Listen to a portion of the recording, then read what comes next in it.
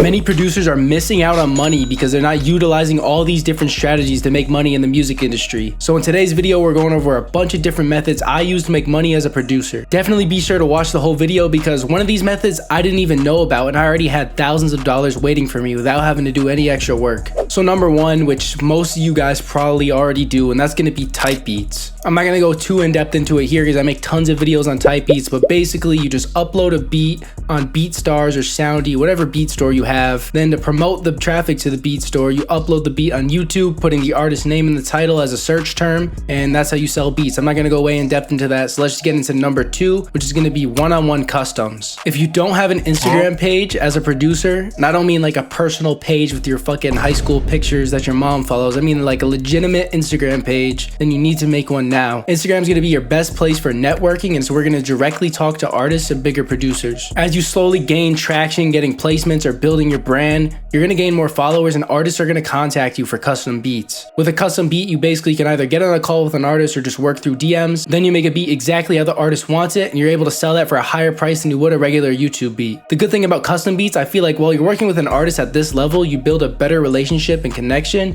which often leads them to being a returning customer, which means they'll buy from you again. On the topic of building your brand and Instagram, that brings me to number three, which is going to be loops. That's one of the most underrated things right now, but it's slowly becoming more and more popular. Let's be honest for a second. Most producers can make good drums, but just suck at loops. Like most people's loops are trash. So learning how to make loops is a very important skill because especially these bigger producers, they don't really make their own loops. They just use it from other people. So the method here is to really find bigger producers that produce for bigger artists using like Genius or just seeing credits in songs somehow, or finding big YouTube producers, contacting them on Instagram, getting their emails, then compiling an email list and sending them your loops weekly. The best part about loops is that it goes way farther than a solo beat would. For example, you just make your one solo beat, you can only send it to so many people.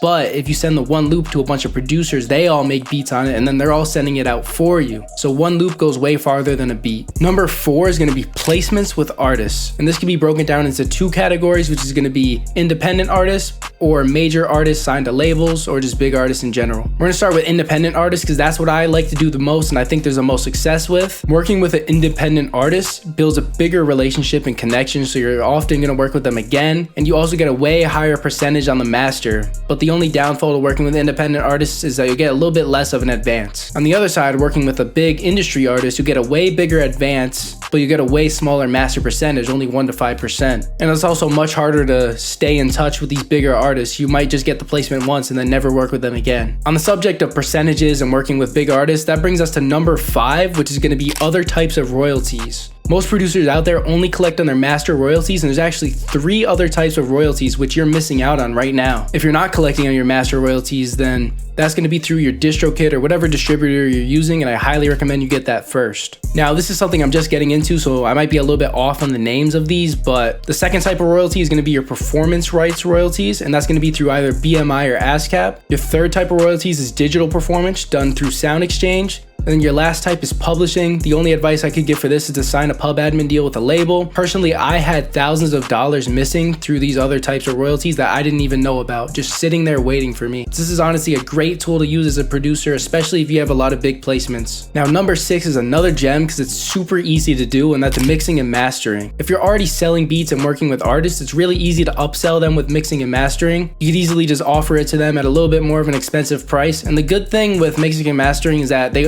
often come back if they like your work, because one artist likes to have a consistent mix throughout all their songs. So unlike a beat where they might not come back, with mixing they come back a lot if they like your work. Number seven is going to be ad revenue.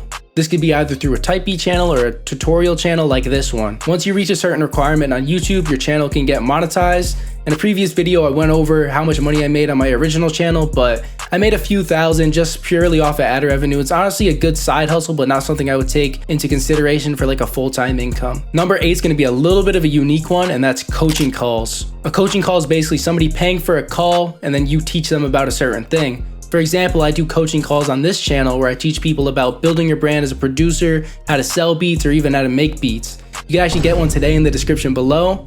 Number 9 is going to be kit making. A lot of producers really sleep on this because they only focus on selling things targeted towards rappers when you can sell to your fellow producers as well. And honestly, most producers have majority of a producer following, so there's a majority of your following that you're not selling to. If you learn how to make sounds from scratch, you could easily make kits, market them through either content on YouTube or paid ads, and it's really easy to sell them, honestly. Finally, number 10, which is another gem for me personally, it's worked very well, and that's uploading your own songs. And I don't mean be like a fucking rapper unless you want to be, but I mean just uploading your own songs, which could either be through beats. I know a lot of funk people do that, or you can just upload your own songs with artists, kind of like what Metro Boomin's doing. The good thing about uploading your own songs is that you keep a majority of the percentage compared to like if you landed a placement. So you get way more money for less streams. With all that being said, that's just some of the different ways to make money as a producer. If you want to see a video on how much money I made off my original Type B channel, you click right here. If you guys want to book a coaching call, you can book one in the description here. And I'll see you guys in the next one.